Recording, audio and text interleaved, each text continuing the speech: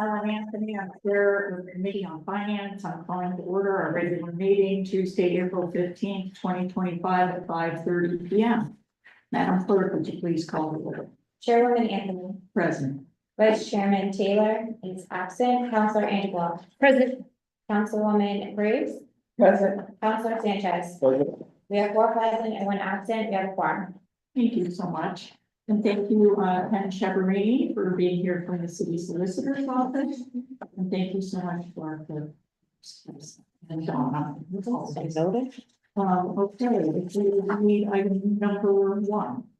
Resolution endorsing and urging passage by the General Assembly of House Bill 2025 H.5699 and Senate Bill 2025 S-0799, an act relating to taxation, property subject to taxation. Well, I know that Mike has come to address this, so we'd very much like to welcome you to the. Sorry, how are you? How are you? Thanks for being here. Please raise your right hand. You swear under penalty of perjury that the testimony you're about to give is the truth, the whole truth, and nothing but the truth. And please state your name and your title for the record. Michael Murphy, Deputy City Assessor. Please forgive me for being so casual, Deputy.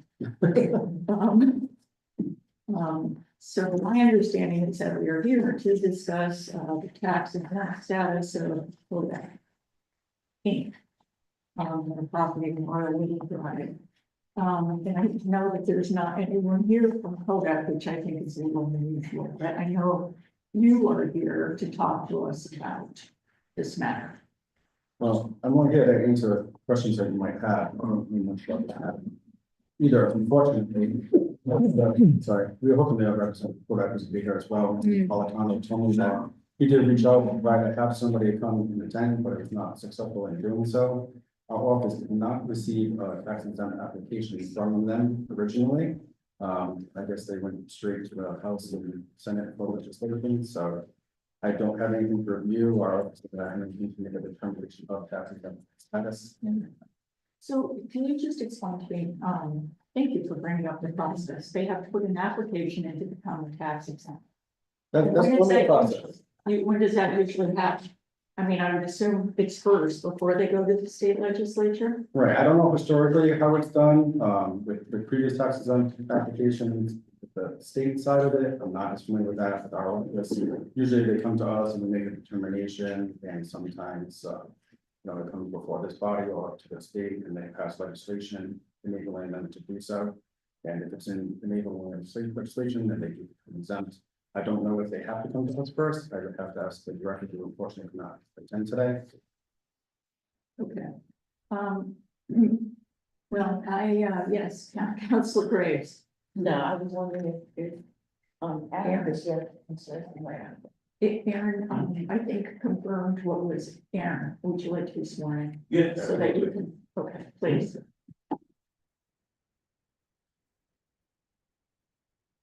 Raise your right hand. You swear under penalty of perjury that the testimony you're about to give is the truth, the whole truth, and nothing but the truth. Actually, And please state your name and your title for the record. Aaron used to learn Deputy Chief of Staff for Policy for the City Council.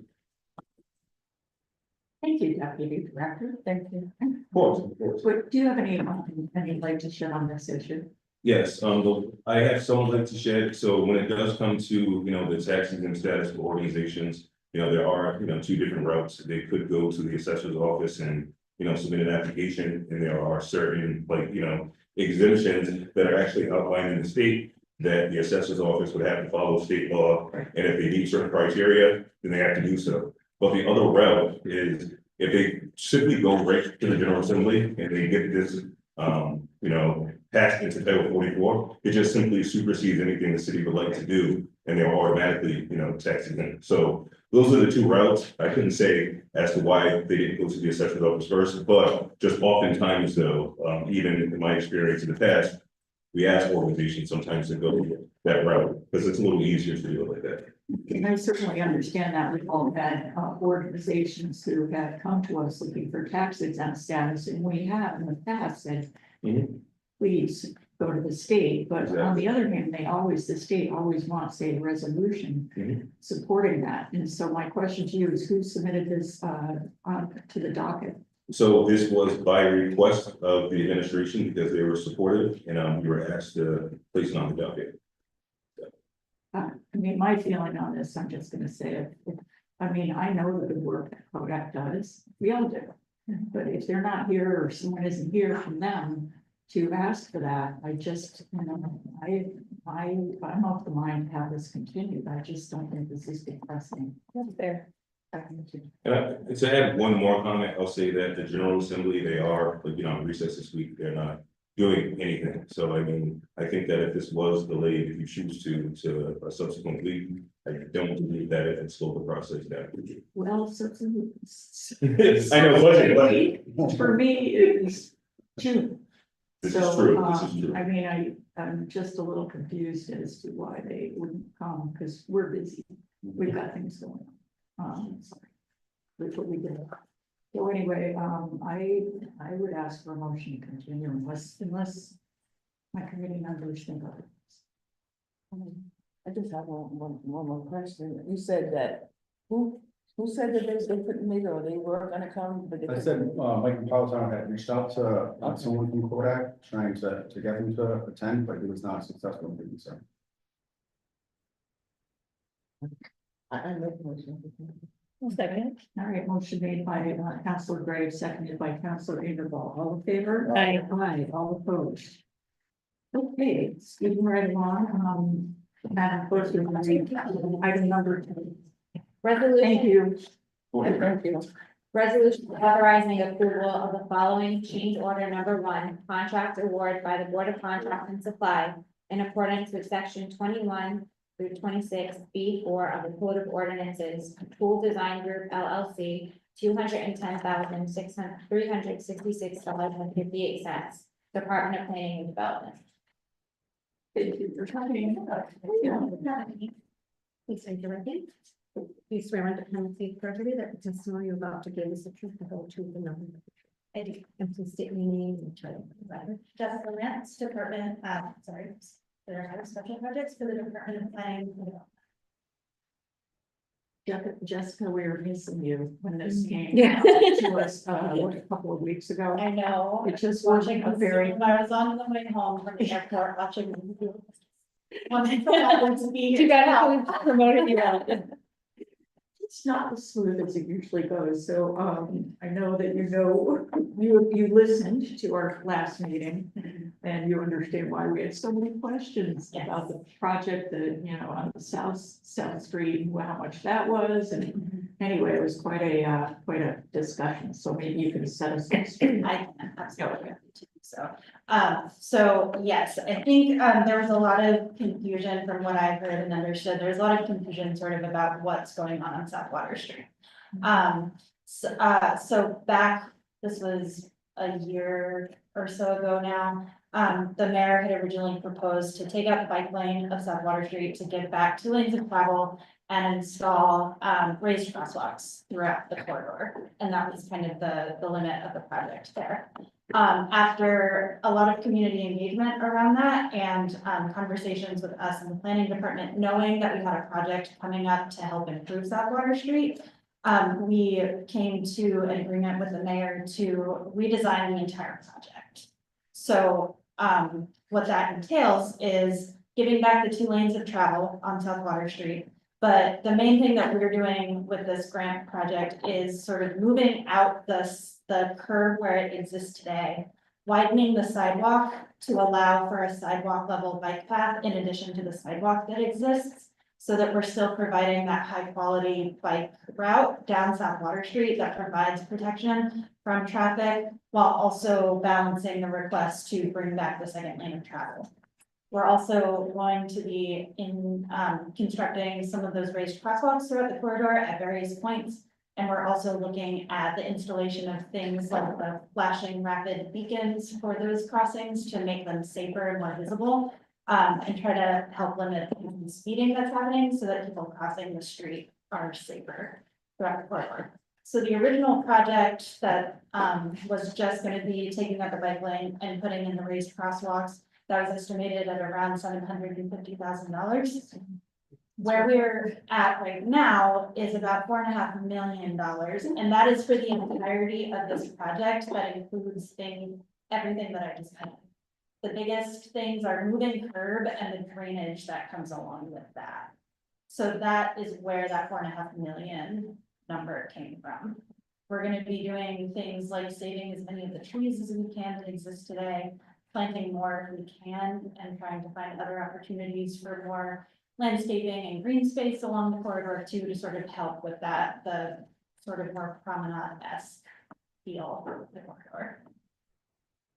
Okay, and I think we also had asked, at the last meeting, whether you had any plans or drawings that you could share with the plan as it's. The plan for South Water Street, I have a printout with me that I can provide to you, but I can email this to you as well. This is what I have here is the striping and signage plan from the 30% construction plans, which I recognize are not always the easiest thing to look through, so I'm happy to find some other time to go through these plans specifically with anyone who would like to. And sort of explain what all of the things mean on the plans. Committee members. Yes, Councilor Graves. Okay, so. At one time, it was gonna be 700,000, Somewhere in there. okay, and the reason why it's going up to 4.5 million is because you added more to the school. Correct. What was the amount of that scope, or was this something new? Had you had a figure for the rest of the area before? I'm sorry, can you see that? If you're adding to the scope, was there plans to do that part before, and if so, what was the price tag on that? I wanna know why it went so high. I understand you're adding more area, but I wanna know the reason behind it.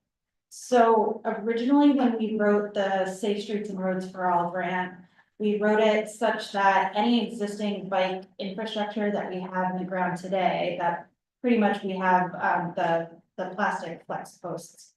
Any of those were sort of on the table for an upgrade. We didn't necessarily specify what that upgrade was. But, you know, in all of the work that I have done in my, going on 8 years in the city now, work on San Souci Drive and the Munisquatucket River Greenway in particular, that has sort of become, sort of a best practice, high quality bike infrastructure, providing that two-way bike lane, separating out pedestrian traffic and also sort of separating it out from, car traffic. So when we got the grant, we had a couple of options. We could have simply made that strip of the plastic flex posts something a little bit more permanent, curbing or what have you.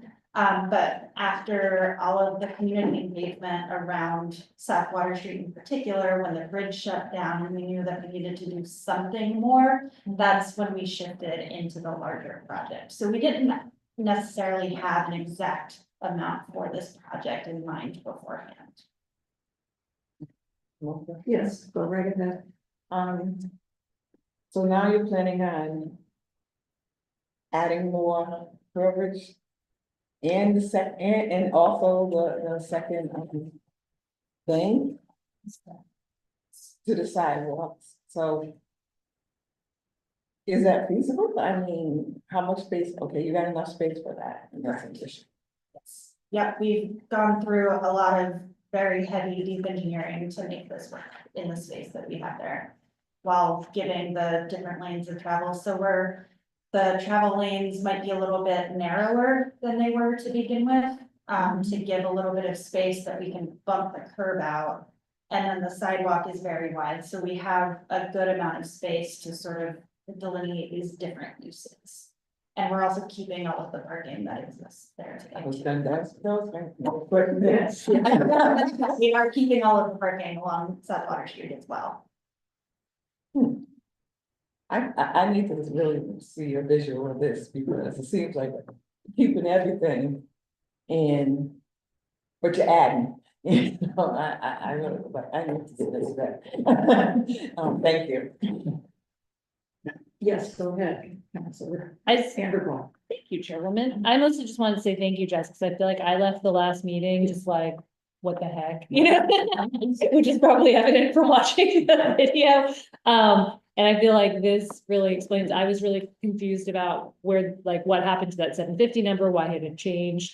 And I feel like this takes what, I mean, I already publicly said I thought was not a great idea, which would have cost 750 to like a much better use of that space and makes kind of like a bad situation with the bridge and the traffic and the car and all the things into like what I think is gonna be beautiful and like really enhance that whole area with the pedestrian bridge and everything. So I'm like way more excited. And I think last time I left just feeling like, what? Like, this is terrible. And now I feel like a couple of the business owners in that neighborhood called me to be like, and feel like I can follow up with them and have a much more clear picture of what's about to happen. The other question I have is, can you confirm, I don't think we got this last time, like what the timeline is for like when actual construction will take place so that like business owners in that neighborhood know? Sure.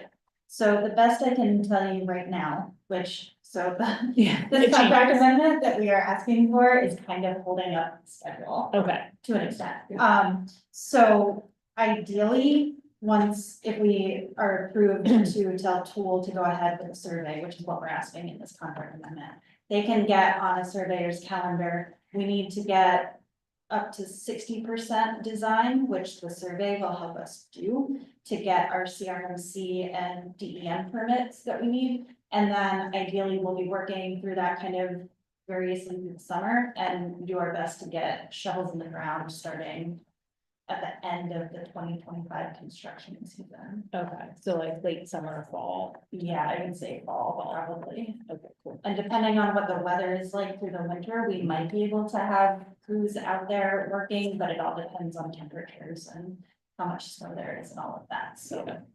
We're moving as quickly as possible, and we're hoping to have construction done by late summer of next year, 2026. Okay, cool. And I'm just gonna follow up with one last question. So this is the contract for the design. Correct, and also it's for, the original amount. Was not only for South Water Street, but there were Broadway, Green Street, and Southity Way. Yes. And so, the extra money is needed for the drainage issue that's coming up on South. So the money that we're asking for in this amendment is to do the surveys. So this is a good point of clarification as well. And normally we would do this survey in more of the final design contract, which is a later contract, it's a separate contract. But because of the timeline that we're trying to meet, we're asking to do that sooner than we normally would. So this is money that we already know we're gonna have to spend anyway. Yes. But this would get us on a faster timeline, because once spring hits, surveyors start filling up their calendars for the year, and it's very difficult to get on calendars. And so just, we also asked, when we were here last time, so the entirety of the safe streets and roads for all grant projects, you're using 6.8 million from the CIP funds to leverage 27 million federal US DOT funds. Are you concerned about, the availability of US DOT funds? I am cautiously optimistic about this grant in particular. We have a signed contract for design funds.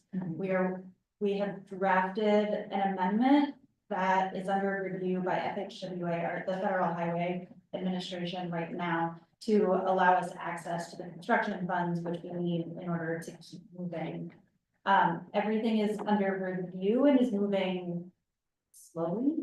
But our partners at FHWA have assured us that we are good to go with this money right now. So things change minute by minute these days, but I'm cautiously optimistic that we are.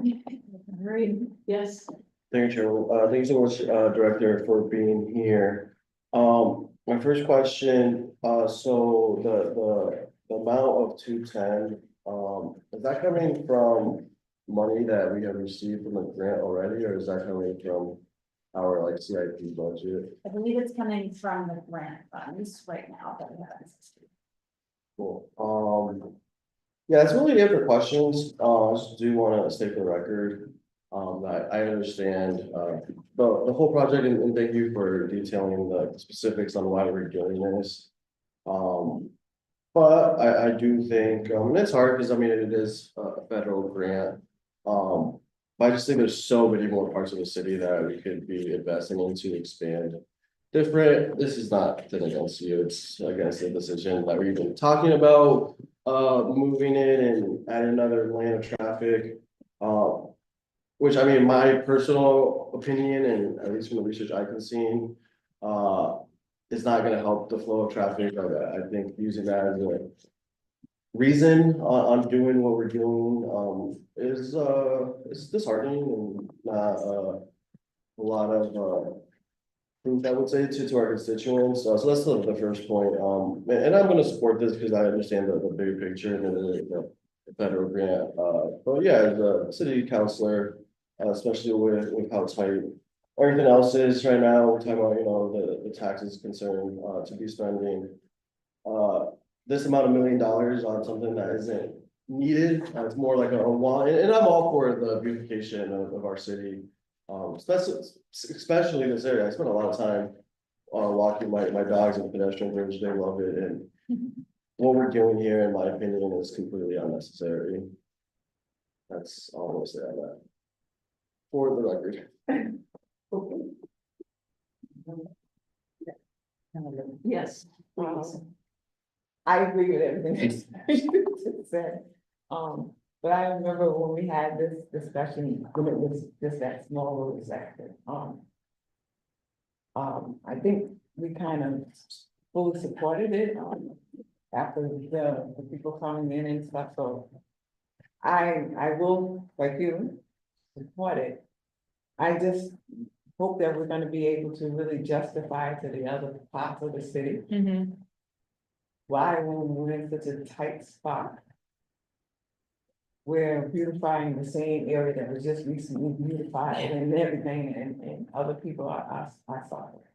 So I think I am gonna support it because we kind of already did. And this is something that John and these people have been fighting for. Yeah. And so I just think that we just gonna have to know that we're gonna get supply. We really are. And I hope we're all prepared to get that flag. Yeah. That's the thing. Just to support that, I hope going forward, we can not try and fix things that aren't broken. We have enough things that are broken to fix. Let's spend a lot of money to fix something that wasn't broken. I agree. That's not. I mean, I would just add, just the quality of like a lot of the streets in our neighborhood. I drive up at Wills and the less, affluent part about was that he was saying, I'm like, it's really, I feel like I'm in Mexico sometimes, my mom's ranch, I'm just like, this is the city that I'm a city councilor, and and my thing to neighbors is, money's tight, these projects are hard to come by, and the question of utilities being ripped up all the time, but then to also do it at the same time, it's like that. And I'm, more supportive of this because this is part of a bigger project. I hate when government mixes 3 or 4 things in one contract, but I understand the purpose of it, save time and some money. But yeah, this is not an easy thing to be put in my support of it. I'm voting out of committee. To be honest, once we get to the floor, I really don't know. Yeah. Where but like you said, to in regards to the work that has been done, I know the Streets Coalition did a lot of organizing and that. Obviously respect Jess's work and her support of this as well. Yes. With all of that said, is there any motion? Motion to approve. Second. Motion to approve made by Councilor Vanderboss, seconded by Councilor Graves, all in favor? Aye. All opposed. Thank you. Thank you. Alice. Appreciate you coming. All right. Thank you, Jess. I will take a motion to waive the reading of agenda item number 3. Second. All right, moved by Councilor Graves, seconded by Councilor Sanchez, all in favor? Aye. All opposed. Apparently, Mr. Dishaw is unable to attend this evening. and he must attend on Tuesday. Or So put them on the agenda, or the time expires. I believe so. Okay. So, we will be very excited to meet with, Mr. DeShaw before we receive the presentation on the budget of the finance team. So we'll, make it brief, but this is, the Providence Public Building Authority, as you will recall. Yeah, was it's important. very important, and we hope we have some enthusiastic new members. Okay, all right, with that, I think we have concluded our business for tonight. Do we make a Oh, wait, do we have a motion motion for continue? continue the item? Motion to continue. Second. Motion to continue by Counselor Ingersoll, seconded by Counselor Sanchez, all in favor? Aye. All opposed. Okay, with that, I think we are finished. Motion to adjourn. Second. All right, motion made by Counselor Ingersoll, seconded by Counselor Sanchez, all in favor? Aye. All opposed. Yay. Great, thank you. Thank For everything you had to come to. Yeah. Yeah.